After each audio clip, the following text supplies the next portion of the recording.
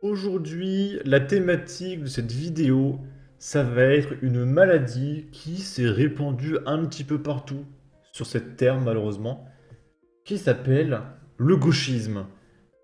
Là, c'est un TikToker américain qui, je pense, va très très bien dans sa tête, nous exprimer au travers d'un discours intelligible sa tristesse et sa colère face à l'abandon de Joe Biden pour les prochaines présidentielles. Et vous allez voir que les gens de gauche sont parfaitement sains mentalement, d'accord?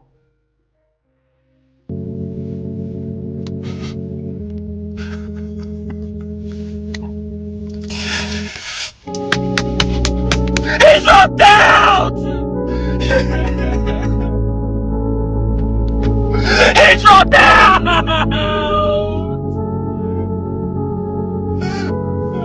Tiens, regardez, il a des vernis à ongles de plein de couleurs. Il y a du noir et du blanc. Ah! Joe Biden, please!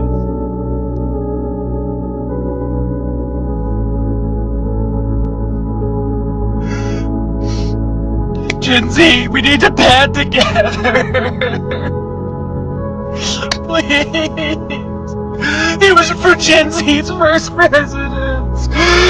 Ah!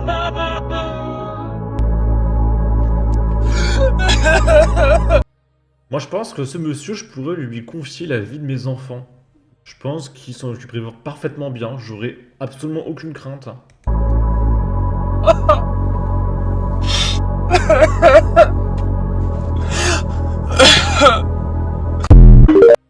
Ok, c'est génial. Ok. Lui, il faut qu'il aille se faire soigner. Ok. Là, c'est du coup Kamala Harris qui va remplacer Joe Biden pour les élections présidentielles. Et quel est son atout? Quel est son avantage? Est-ce que c'est son discours intellectuel? Est-ce que ce sont ses idées politiques? Est-ce qu'elle a un combat qui touche une grande partie de la population? Non. Le Parisien nous dit que le pays est prêt pour sa première présidente noire. Voilà. J'ai... Qu'est-ce que vous voulez que je vous dise?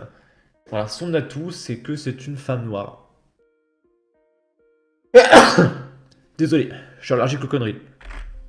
On va voir les commentaires. Le niveau intellectuel est si bas qu'on vote pour une couleur de peau. La noirceur de l'âme est plus inquiétante que la couleur de peau.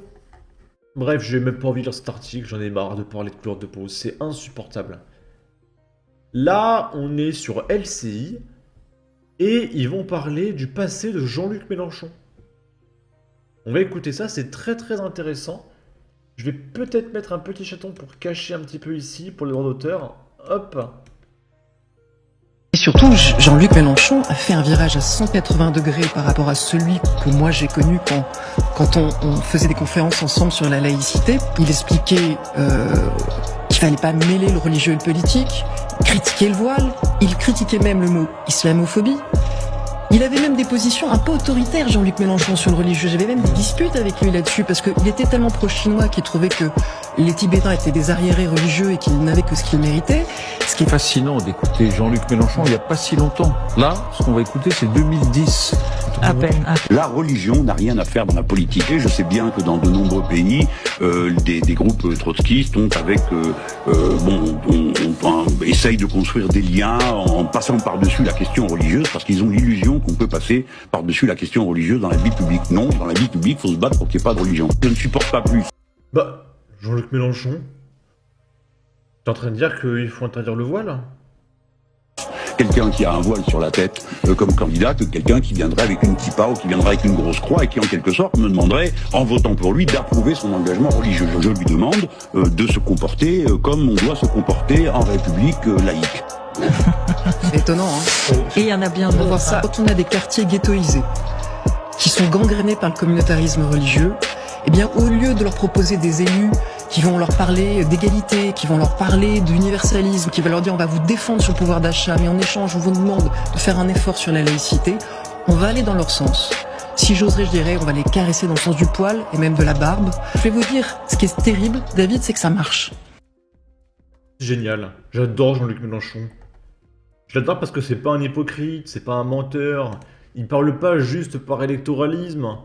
D'accord? Il a pas changé de camp parce que depuis le temps, il y a une majorité musulmane en France et qu'il y a un électorat à prendre. Il est pas comme ça, Jean-Luc Mélenchon, quand même. Bon. Ici, c'est Pablo Pilovivien qui subit un petit cours d'histoire de la part de Julien Audoul, excusez-moi. On va écouter ça. Lorsque vous, les gens dont vous êtes les héritiers, ils étaient plutôt du côté de la collaboration, contre les libertés publiques et du côté du racisme. Je vais vous expliquer. Non, ne m'expliquez rien du tout, tout le monde le sait. Cher ami, je vais vous refaire votre histoire de France. Parce que Non, s'il vous plaît, pas de cours d'histoire de France, restons dans le... Le seul parti dans le qui a présent. été interdit de notre pays pour intelligence avec l'ennemi, c'est le Parti communiste en 1939. Bien sûr, Qui a parce été que dans la vous êtes- collaborancière outrancière avec l'occupant C'est incroyable parce que jusqu'en Mais 1941. monsieur Audoul, vous étiez Et la évidemment... rupture du pacte germano-soviétique. Vous étiez du côté, Et la du rupture du côté pacte du pouvoir. germano-soviétique. Vous étiez du côté du pouvoir Mais non, cher ami, qui s'était mis à plat ventre en mais fait non. devant l'ennemi nazi. Vous avez une méconnaissance totale. Allez, en vous.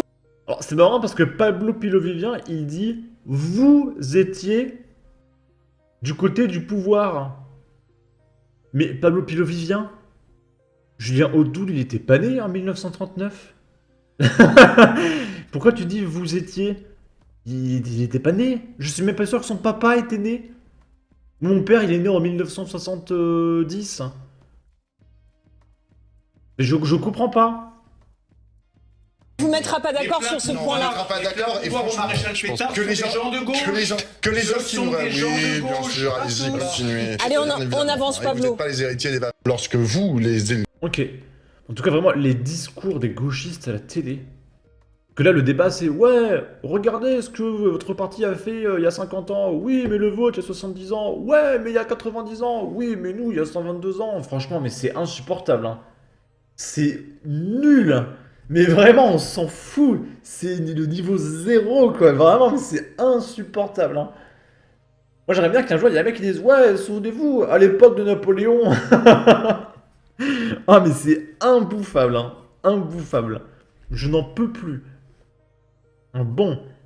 En tout cas, n'hésitez pas à donner votre avis, votre opinion, à partager, liker, commenter. Ça aidera au référencement de la vidéo sur YouTube. Abonnez-vous, suivez-moi sur Twitter. Prenez soin de vous. Salut!